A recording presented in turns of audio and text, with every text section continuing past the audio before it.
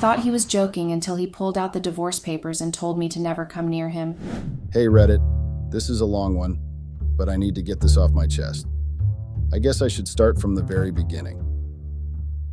It all began in Paris. Paris, the city of love. Callie and I had been dating for 3 years, and I finally mustered up the courage to propose to her. We were on a magical trip. I'd saved up for months to make this the most romantic getaway ever. The city was just as enchanting as the movies make it out to be, with its golden streets, lovely cafes, and the ever-present towering Eiffel Tower. The day I decided to propose was surreal. The morning was slightly chilly, but the sky was painted with hues of pink and gold. We decided to have a picnic near the Eiffel Tower. I had it all planned out. A basket full of her favorite pastries, cheeses, and of course, a bottle of the finest French champagne. As we sat there, eating and laughing, I felt this overwhelming surge of happiness. I remember thinking, this is the moment. Taking a deep breath, I reached into my pocket and pulled out the small velvet box. I looked into Callie's sparkling eyes and asked her to marry me. Her reaction was priceless, a mix of shock, joy, and tears. She said, yes. We both were on cloud nine. As we stood up, the world seemed to blur around us, with only the two of us in focus. I slipped the ring onto her finger and it fit perfectly, as if it was made just for her. We took photos with the Eiffel Tower as our backdrop, our hands intertwined, showing off the shiny new ring. Afterwards, we walked along the Seine, the city lights reflecting off the water, talking about our dreams, our future together. I thought this was the start of our happily ever after. How naive I was. So after the dreamy Paris trip, we came back to our life in New York. Everything should have been perfect, right? With the memories of Paris still fresh in our minds, I was looking forward to planning our wedding and starting our life together. But things started to change almost immediately. Callie began getting texts at odd hours. At first, I didn't think much of it. I mean, everyone gets texts, right? But then it became more frequent. Late at night, early in the morning, and even during our dates, it was like she was glued to her phone. One evening, as we were cuddling on the couch watching a movie, her phone buzzed again. She quickly grabbed it, her eyes widening slightly as she read the message. Trying to act casual, I asked, "Who's texting you so late?" She hesitated for a moment, then replied with a forced smile, "Oh, it's just a friend from work." But the way she said it, it sounded off, like she was hiding something. I tried to push away my doubts, telling myself I was being paranoid. But the more I observed, the more suspicious I became. She started taking calls in the other room, whispering so I couldn't hear. She'd tilt her phone away whenever I was close. The woman who once shared every detail of her life with me now had a secret life of her own. One night, I couldn't help myself. As she was in the shower, her phone buzzed again on the nightstand. I glanced at it and saw a name I didn't recognize. The message preview said, "Can't wait to see you tomorrow." My heart sank. I felt sick to my stomach. When Callie came out of the shower, I decided to confront her. "Who's texting you with kissy emojis?" I tried to sound calm, but my voice betrayed my anxiety. She looked taken aback. "Oh, that? It's just, a joke. My coworkers and I, we have this weird sense of humor." I wanted to believe her. I really did. But something in her eyes told me there was more to the story. I let it go that night, but I knew I needed to find out the truth. What was Callie hiding? Okay, Reddit, this is where things started to get really twisted. Remember how I said everything was changing with Callie? Well, it took another turn when, out of the blue, my stepbrother Joran decided to pay a visit. Let me give you some background. Joran and I haven't spoken in years. There was a huge family fight when we were teenagers, and we went our separate ways. Our parents separated, and I hadn't seen or heard from him since. So you can imagine my surprise when he suddenly showed up at our doorstep in New York. I was shocked, to say the least. "Joran, what? How? Why are you here?" I stammered, struggling to find the right words. He flashed a sly smile. "Thought it was time to bury the hatchet, big bro. Can I come in?" I hesitated for a moment, but then stepped aside, letting him in. I mean, family is family, right? As he walked in, Callie came out of the kitchen. The moment their eyes met, there was this tension. An uncomfortable silence filled the room. Kalia seemed nervous, her eyes darting between me and Joran. "Kalia, this is Joran, my stepbrother," I introduced, trying to ease the atmosphere. "Joran, this is Kalia, my fiancé." Joran stepped closer, taking Kalia's hand. "Nice to meet you, Kalia." He held onto her hand a second too long, making the situation even more awkward. The evening was filled with forced conversations, weird glances, and awkward silences. Every time I left the room, I could hear them whispering, but couldn't quite make out the words. It felt like they had a secret, something they didn't want me to know. The more I observed, the more my gut feeling grew. The way Joran looked at Kalia, the way she blushed and avoid eye contact. Something was definitely off. But what could they possibly have in common considering they'd just met? After Joran left, I confronted Kalia. "Did you know Joran before today?" I asked point blank. She looked taken aback. "What? No, of course not. Why would you even ask that?" But her reaction seemed rehearsed, like she was ready for that question.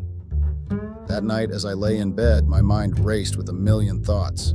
The pieces of the puzzle started coming together, but I didn't want to believe it. Could it be? Was Joran the mysterious work friend Kalia was texting? All right, Reddit. This part still hurts to think about, but I guess I need to let it out.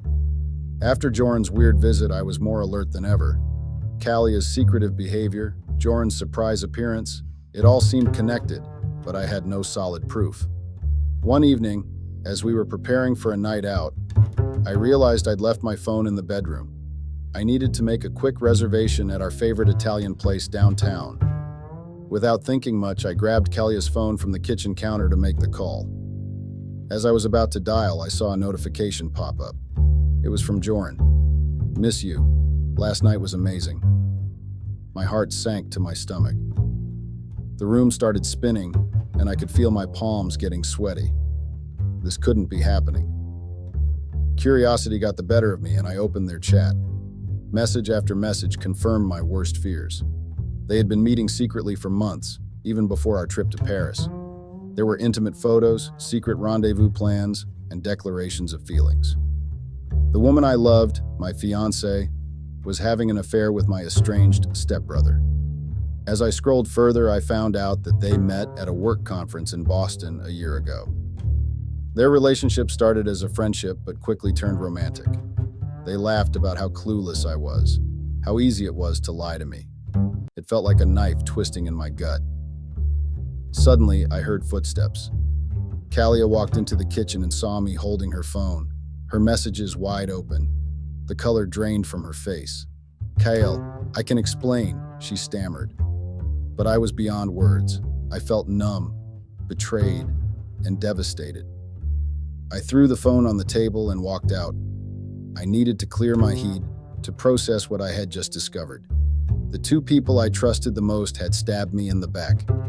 Redit, I never imagined I'd be in a situation like this. But life is unpredictable, isn't it? After walking around for hours trying to process everything, I returned home. Kalia was sitting on the couch, her eyes red from crying. The silence between us was deafening. Finally, I broke the silence. "How could you, Kalia? With Joran of all people. How long were you planning on keeping this from me?" She hesitated for a moment, then whispered, "I'm so sorry, Kale. It wasn't supposed to happen like this." I scoffed. "Wasn't supposed to happen like this? Or wasn't supposed to happen at all?" She took a deep breath. "It started innocently. We met at the conference and we just clicked. You were always so busy with work, with your friends. I felt neglected, lonely. Joran was there and he listened. My mind raced.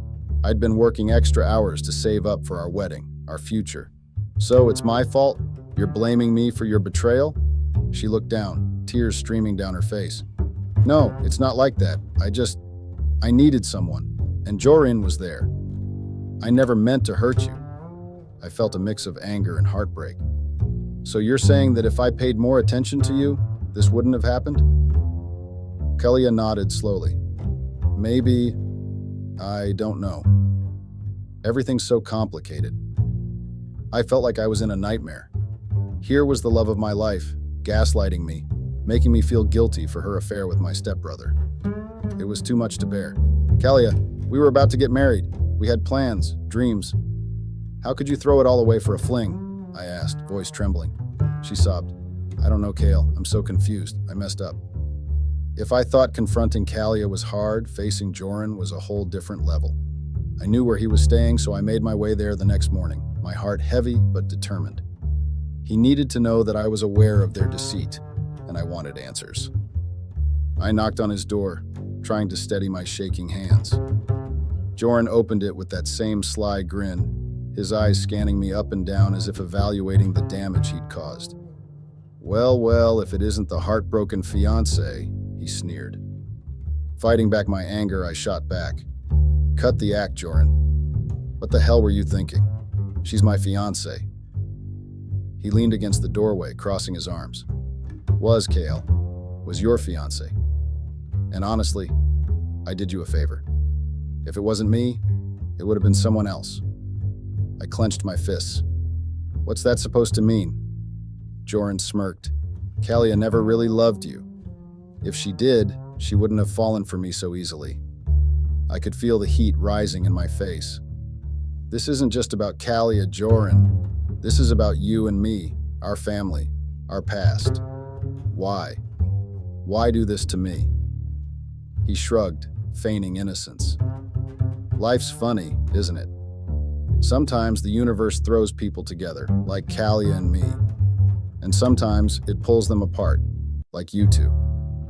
My vision blurred with tears of rage. You're delusional if you think this is fate or destiny. This is betrayal, Joran. Betrayal by both of you. Joran took a step closer, his voice low and menacing. I showed you her true colors, Kale. You should be thanking me. I stared at him, unable to fathom his audacity.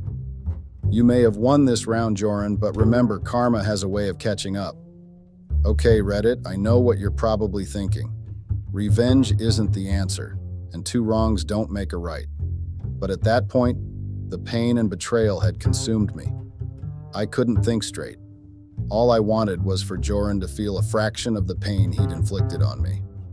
One evening, while drowning my sorrows in a local bar, I ran into an old friend, Marcus. As we reminisced about old times, I steered the conversation towards Joran. Marcus's face darkened, and he mentioned something interesting. Joran was deep in debt.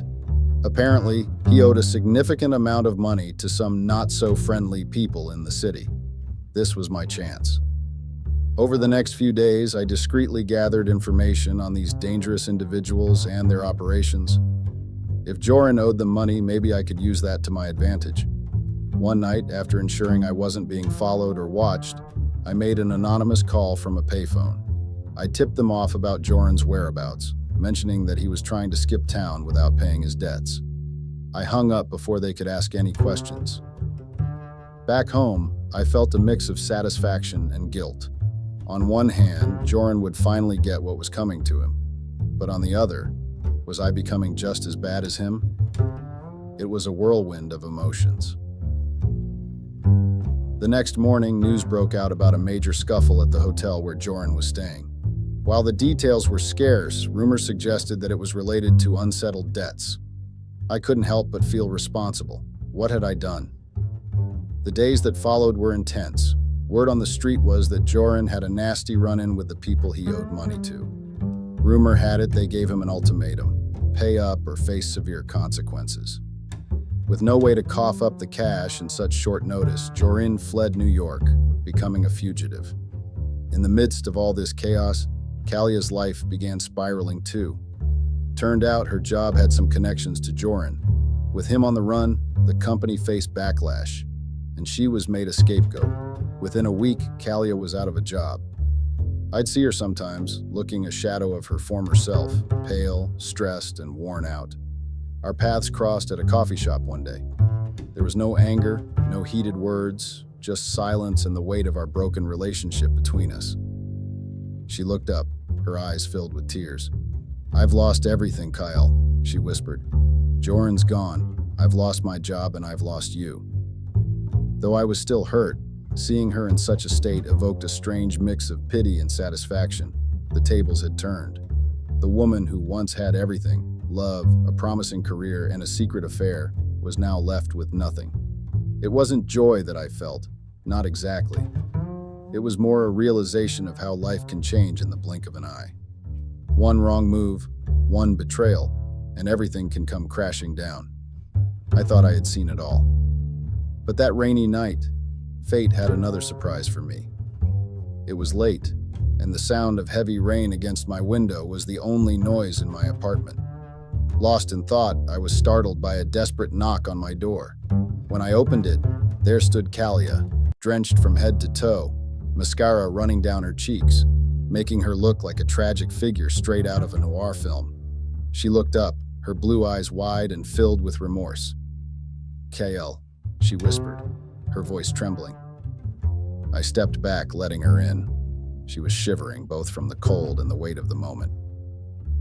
"What are you doing here, Kalia?" She took a deep breath. I needed to see you, to apologize. I've made a terrible mistake, Kyle. I never should have let Joran come between us." I felt a rush of emotions. Anger, pity, sadness, all rolled into one.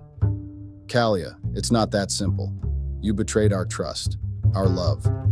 She nodded, tears streaming down her face. "I know, and I regret it every single day. I thought Joran was the answer to the loneliness I felt, but he wasn't. It was always you, Kale. Only you." She stepped closer, her wet hair sticking to her face. "I'm so sorry.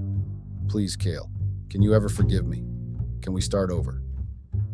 The room felt heavy with tension and unsaid words. I remembered our days in Paris, the love and the promises, but I also remembered the pain, the betrayal. Was it possible to ever trust her again? To ever love her the same way?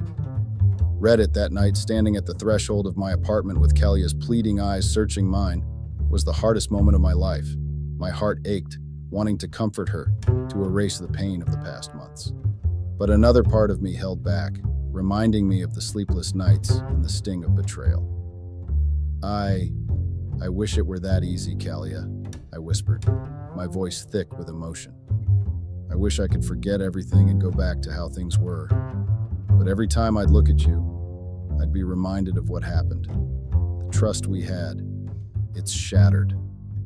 Kalia's face crumpled and she clutched the sides of my shirt. "I'll do anything, Kael. Anything to make it right. Please." I gently took her hands off me, holding them for a moment. Sometimes wanting to make things right isn't enough. We need to accept the consequences of our actions and move on.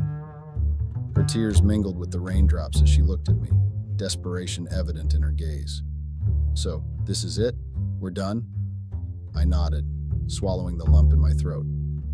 "I'll always have a place for you in my heart, Kalia. But I can't be with someone I can't trust. I hope one day you find the happiness and peace you're searching for." With that, I slowly closed the door, leaving her standing in the rain. I slid to the floor, the weight of the finality of the situation crashing down on me. Story number 2. Hey Reddit, first-time poster here, but long-time lurker. My name is Mike, a 38-year-old who runs construction projects here in the heart of Columbus, Ohio. Life's been good, or at least I thought it was. You see, I've built my life the way I build my projects, with care, precision, and a blueprint for everything. My wife, Emily, is 36, teaches a bunch of lively first graders, and has always been the kind of person who lights up a room with her smile. We've got 2 amazing kids, a dog that's too smart for its own good, and a house that feels like it's straight out of a family sitcom. Now, I'm the kind of guy who doesn't mess around. Straight shooter, they call me. Loyalty is the foundation I've laid my life upon. I don't forgive easy, and I don't forget. Betrayal isn't just a word in a dictionary to me. It's a collapsed building that can't be put back up. But let me take you back a bit, 11 years to be exact. That was the year I proposed to Emily under the stars at the Columbus Park of Roses. She had tears in her eyes, and I knew I had the whole world in my hands. Our love. It was the kind that you didn't question, solid and supposed to last until the earth stopped turning. Now fast forward to today, or rather, a few days ago. Christmas is breathing down our necks, and I'm up in the attic searching for the decorations. It's a mess up there. Dust is a blanket over boxes we haven't touched in years. That's when I find this old flip phone tucked away in a box marked Memories 2008. Funny, I don't remember us keeping old phones as keepsakes. Curiosity has always been a friend of mine, so I think, why not see if this ancient relic still works? I find the old charger, plug it in, and the little screen flickers to life. It's like waking up a piece of the past. And boy, did the past have a lot to say. I'm not prepared for what I find. Messages that turn my sturdy world into quicksand. Hey everyone. Unfortunately, basically everyone who is watching these videos isn't subscribed. It would mean the world to me to quickly get out of the full screen video for 3 seconds and press that subscribe button. It's free, and you can unsubscribe anytime. Sorry for bothering, and thank you so much if you subscribed. They aren't to me or any family member. No, they're to someone named Dan with little hearts next to his name. My brain starts doing the math before I can stop it. 11 years ago, Emily never mentioned any Dan. So there I am, sitting in the dust and the cold, with every heartbeat feeling like a sledgehammer against my ribs. I've got to know more, but not like this. Not with half-told truths from a phone that should have stayed lost. I slide the phone into my pocket, head downstairs, and plaster on a smile for the kids. But inside, I'm anything but the festive dad they see. I'm a man on a mission for the truth.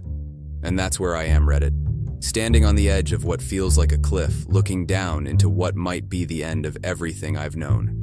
But I'm not the kind of guy who just jumps. I'm the kind who plans the descent. So I'm going to find out everything before I confront her. Because in my world, you don't accuse without proof. You don't tear down a building without knowing exactly why it's gotta fall. I'll keep you all posted. Hey Reddit, back again. It's Mike. I wish this update was to tell you all about how the phone was just a silly misunderstanding, but life's got a way of throwing curveballs that would make a major league pitcher jealous. I found that old charger, and wouldn't you know it, the darn thing actually worked. The phone came to life with that old familiar jingle like it was no different than any other day. My heart was racing, the kind of adrenaline you get when you're standing on a high beam 10 stories up with no harness. That's when I saw it. A messaging app I didn't recognize, blinking with notifications that were years past their delivery date. Reading those messages was like watching a car crash in slow motion. They were from Emily to this guy, Dan, filled with words that felt like punches to the gut. I miss you. Can't wait to see you. Last night was a dream. Every single one a betrayal. Every word another crack in the life I thought I had. The dates, they lined up perfectly with a time I remember all too well. 11 years ago, I was laid up with a bad fall from a site, the kind of injury that has you staring at the ceiling for weeks. It was Emily who played the devoted fiancée, bringing me meals and managing my meds. Or so I thought. Now I'm seeing it was also Emily who was sneaking off to play house with some guy while I was whacked out on painkillers. I sat there on our bed, this phone in my hand feeling like a live grenade. My head was spinning, disbelief, anger, and yeah, that sting of betrayal that sears your insides like a branding iron. Emily, the woman I shared my bed, my life, my kids with, sneaking around like a character from one of those trashy soap operas she hates. I wanted to storm down the stairs, confront her with her little love notes to Dan and watch her face for any flicker of guilt. But that's not me. I'm not the confrontation on a whim kind of guy. I needed to know everything first, have all my ducks in a row. Because when I bring the hammer down, I want it to be with the full force of the truth behind it. So, I'm playing the long game. I locked those messages in my head and that phone back in my tool chest. Emily, she's acting normal, like any other day. She's got no idea that I know, and I'm keeping it that way for now. But every smile, every peck on the cheek, feels like a lie now. I need to dig deeper, make sure I have the whole picture before I blow up our lives. If I'm pulling the house down, I'm going to be damn sure I know why I'm doing it. I'll let you know what I find, Reddit, because right now, it's all I've got. All right, Reddit, it's Mike here, clocking back in with an update. If you've ever thought life could be as tangled as the cords behind your TV, then welcome to the club. The past few days have been like living in a detective show, except I'm the guy piecing together his own case of domestic heartbreak. With the stealth of a cat, I started combing through the history of us. I went down to the basement, where we keep all our old planners. You know Emily, being a teacher, she's meticulous about keeping records. So, I dug out the one from 11 years ago, dusted it off, and what I found was a map to the past. Days she said she was working late, business trips, and those mandatory team-building weekends. I cross-checked dates with the messages, and guess what?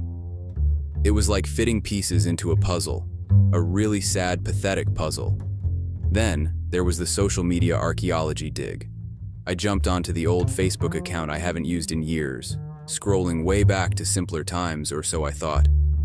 There were pictures, Emily and this Dan guy, always side by side at work events, always tagged together. Great job, team. Couldn't have done it without you, Dan. It was all right there in the open, and I was too blind to see it.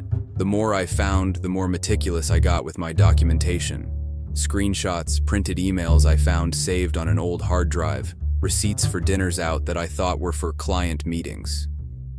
It was like I was building a case for a jury, except the only juror was me, and my verdict was already pretty much decided. All this time, I'm putting on the Oscar-worthy performance of the unsuspecting husband. I kept it normal, the goodnight kisses, the how was your day, banter. It was eating me up inside though. Every smile from her was like a twist of the knife, but I couldn't let on. I've got to keep the act up for the kids too. They don't deserve to get dragged into this mess. Dan, this guy, turns out he left Ohio a few years back, moved on to some tech job in California, a whole new life. I even found his LinkedIn profile. Great at building professional and personal relationships. Yeah, a real charmer. So there you have it, Reddit. The case of Mike versus the ghost of infidelity past. All evidence points to a guilty verdict. What's left now is the confrontation. But it's gotta be more than just a showdown. It's got to be the final act of a play that's been running for too long. I need to plan it out perfectly, down to the last word. Because when I do this, when I finally confront Emily, I want to see the truth in her eyes without a shadow of doubt. I'll make sure to update you all when the curtain rises. Thanks for following, guys. It means more than you know. Hey Reddit, Mike here again. This story's turning out to be longer than one of those never-ending drama series, huh? But every story needs its climax, and mine's just around the corner. I've decided it's going down on our anniversary. That's right. The day that was supposed to celebrate our union is going to be D-Day. There's a cruel irony in it, but it feels fitting. The same day I asked her to be mine forever is the day I'm going to lay all the cards on the table. Now, you don't just walk into a hurricane without bracing yourself. So I've been steeling my heart for what's coming. It's been like living in a house of mirrors, every reflection showing a happy family. But I know too well that some of those images are nothing but illusions. The pain of keeping up the act is a constant burn. It's there when I wake up and kiss Emily good morning. It's there when we sit down for dinner and chat about what the kids did at school. And it's there when I turn off the lights and pretend I'm falling asleep next to a woman I trust. My jaw's been clenched so tight, I'm surprised I haven't cracked a tooth. But here's the deal. I'm not going into this blind. I've got a plan. I've scripted the questions, rehearsed them in my head and in front of the bathroom mirror. The words feel like lead on my tongue, but they're ready to be fired when the moment comes. I'm going to take her out to dinner, the same place we celebrated getting engaged. It's always been our spot. I'll let the evening settle, let her sip her favorite wine, and then I'll ask her about the past. Not like I'm curious, but like I know something's off. And when she realizes I'm not just making conversation, I'll show her the proof. I want to see her face, watch her eyes, and know what she's really feeling. Is there guilt, remorse? I need to see it, raw and unfiltered. The conversation in my head goes 100 different ways, but every time it ends with me walking away from the table. So, that's the plan, Reddit. As for the emotional prep, well, let's just say it's a work in progress. Every morning I have to swallow the bitterness, and every night I have to drown out the anger with a couple of beers. It's tough, not letting the rage or the hurt slip through the cracks. But this charade is necessary for just a little while longer. I'll update you all after. Whether it's the end of an era or the start of a new chapter, you guys will be the first to know. Hey Reddit, Mike here. It's been a minute since my last update, and oh boy, do I have a story for you. Our anniversary. That was the night I decided would be the grand finale of this tragic play. We went to our spot, the little Italian place downtown where I'd gotten down on one knee all those years ago. The same table, the same dim lighting casting golden halos around the room, the same old waiter with his lopsided grin. It was supposed to be romantic, celebrating a decade and a year of marriage. Emily was all smiles, dolled up in her favorite dress, the one that made her eyes look like the ocean. And there I was, a storm brewing behind my forced smiles. We ate, she talked, I nodded. The dance of normalcy was excruciating, each course a step closer to D-Day. With every bite, I felt like I was swallowing down the anger. The wine was bitter on my tongue. Finally, we got home. The babysitter left, the kids were already in bed, and that's when I turned from loving husband to the man with a mission. I didn't even let her settle, didn't offer coffee or the comfort of the couch. I laid it out, the old phone, the messages, the pictures, like cards on the table. At first, she laughed it off, a nervous chuckle that didn't quite reach her eyes. She tried to say it was a joke, a silly thing from the past, but her voice was as shaky as a leaf in a storm. Then came the hard proof, the dates, the details I had meticulously gathered. The laughter died. Her face went from pale to flush, a tide of realization washing over her. And then, the dam broke. The tears, the sobbing, the "I'm so sorries." But here's the thing, Reddit. I felt nothing. No sympathy for those crocodile tears, no warmth in the coldness spreading inside me. My voice was like steel when I told her it was over. She pleaded, she promised it was a mistake, a thing of the past, but it was too little, too late. I told her I'd be sleeping in the guest room until we figured out what to do with the house, the kids, the broken shards of our life together. She cried herself to sleep on the sofa, and I lay awake, staring at the ceiling of a room I barely recognized. So the dust has settled a bit since the night of revelations. And by settled, I mean it's like the quiet after a bomb's gone off. In the aftermath, there's been a lot of debris, emotions, memories, the bits and pieces of a life I thought I knew. I sat Emily down the day after. It wasn't a negotiation, it was a declaration. I told her I wanted a divorce, no second chances, no couples therapy. The trust was shattered, and I'm not the kind of guy who tries to piece together a broken mirror. She cried. Sure, she said sorry 1,000 times, maybe more. But my course was set. The kids, man, telling the kids was the hardest part. I sat them down, looked into their confused little faces, and explained that sometimes, even mommies and daddies need timeouts from each other, that we both loved them more than anything, and that wouldn't change, no matter where we slept at night. There were tears, questions I had tough answers for, and through it all, I had to keep it together for their sake. I called a family meeting too, told my parents, my sister, a few close friends. It was a mixed bag. Some were shocked, couldn't believe sweet Emily could do such a thing. Others, they just hugged me, said they had my back. My dad, he's a man of few words, just squeezed my shoulder and gave me that nod. That, you're doing the right thing nod. Emily's now looking for a new place. We agreed she would move out. It's better for the kids to stay in their home, keep some semblance of normalcy.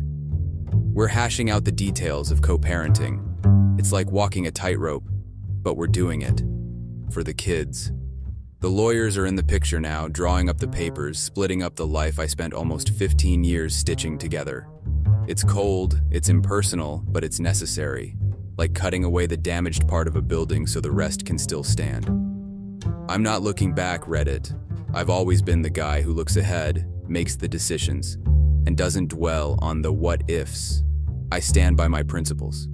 Loyalty, honesty, and if you can't give me that, you're not getting a second chance. So, that's where I'm at. A single dad, soon to be divorced, standing on my own 2 feet and looking out for my kids. It's not going to be easy, but then again, I've never been one to shy away from the hard stuff. Thanks for sticking with me. I'll drop another update when the next shoe drops. What's up, Reddit? It's Mike, back for what feels like the final chapter of a saga I never wanted to star in. It's been several weeks since I last spilled my guts to the internet. I've read every single comment, taken every piece of advice, and I've got to say, it's made a difference. The kids and I, we're doing okay. Better than okay, some days. There's laughter in the house again, real laughter. We've had our moments, plenty of them. But we talk it out now. We deal with the emotions like a team. They're tough little cookies, my kids. I've found a kind of peace in the chaos. The divorce is almost finalized, and the future's looking different than I thought, but it's looking all right. I'm a full-time dad, and I've never been more committed to a job in my life. I'm baking cookies, and only burning like half of them. I'm at every soccer game cheering the loudest, and we've got this Friday night movie tradition, the kids pick, and I've seen enough animated movies to last a lifetime now. And yeah, I'm dipping my toes back in the dating pool.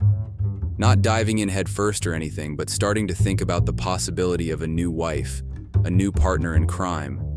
Someone who gets that my kids will always come first and who shares the same core values. I'm cautious, you better believe it, but I'm also hopeful. So here's the kicker, the moral of the story, or whatever you want to call it. Trust, it's everything. Without it, you're building on quicksand. And the truth, no matter how ugly, no matter how brutal, it's worth facing. Lies, they eat away at everything like rust. They might not cause the collapse right away, but give it time, and down it all comes. I've learned a lot about myself, about what I can handle, and about what it really means to stand by your principles. I'm not the same guy I was when I started posting here. I'm a little wiser, a little tougher, and a lot more thankful for the honest people out there. Thanks for being a part of my story, Reddit, for the advice, the tough love, the virtual shoulder to lean on. Keep your eyes open, stand firm, and never settle for less than you deserve. This was Mike, signing off now. Thanks everyone for watching, and if you would subscribe to this channel, it would mean the world to me. Thanks to everyone that does, and enjoy the rest of your day or night.